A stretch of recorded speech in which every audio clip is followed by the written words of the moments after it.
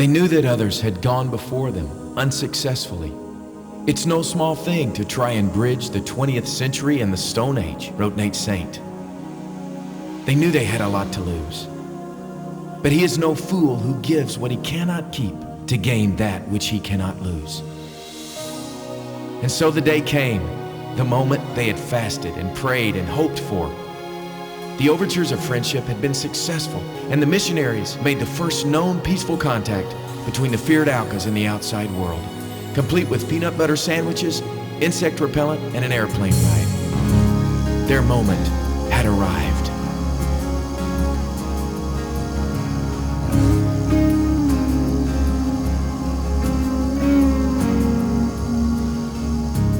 Men of courage, with your message of peace, what is that look in your eyes?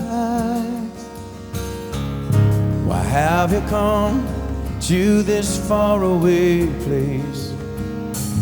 What is this story you would lay down your life to tell? What kind of love can this be?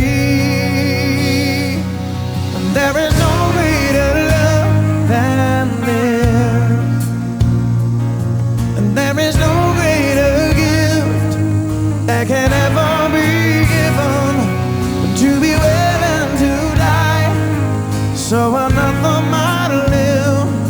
And there is no greater love than this.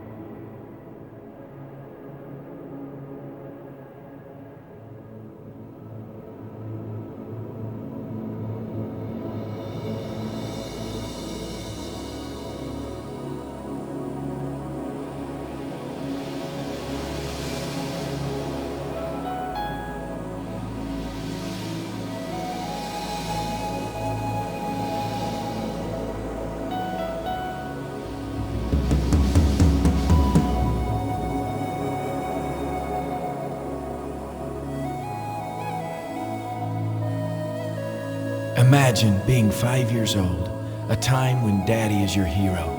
How do you tell a child the most tragic news of his young life?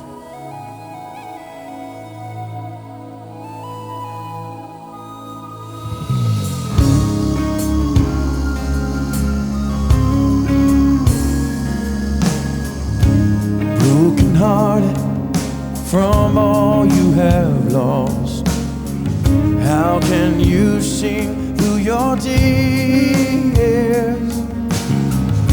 What is this music that can bear such a cost? What is this fire that grows stronger against the wind? What kind of flame can this be? And there is no greater love than this.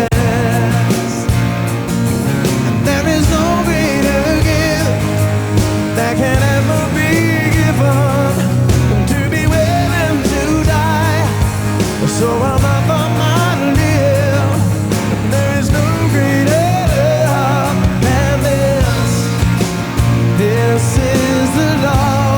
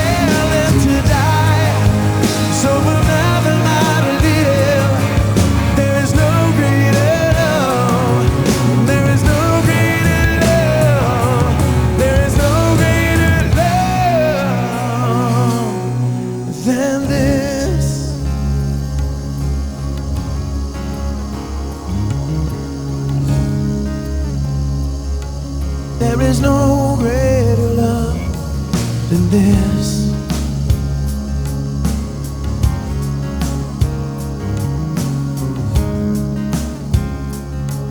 There is no greater love.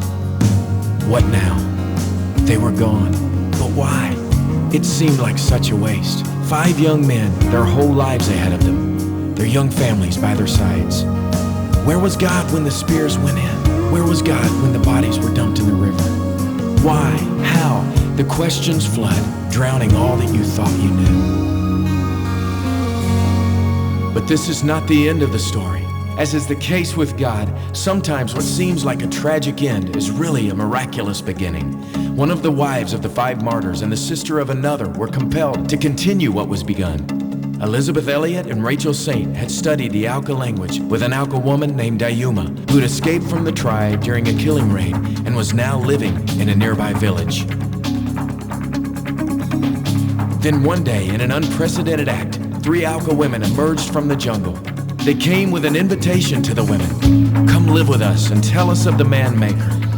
Rachel, Elizabeth, and little Valerie Elliott took a step of faith and followed a trail never before walked by an outsider.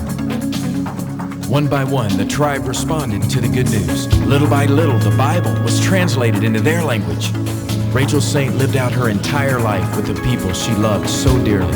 At her funeral in 1994, the Waodani offered a second invitation for an outsider to live with them. A boy whose history was intertwined with theirs was asked to walk with them into the future. The original vision of Operation Auca 1956 came full circle as Nate Saint's son, Steve, uprooted his family and headed for the Amazon to join the Waodani as they followed God's trail. And now they are no longer the Auca, the savage. They call themselves simply the people, the Waodani.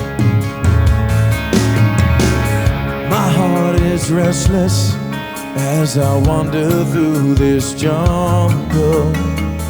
The trees above refuse to let the sunlight through.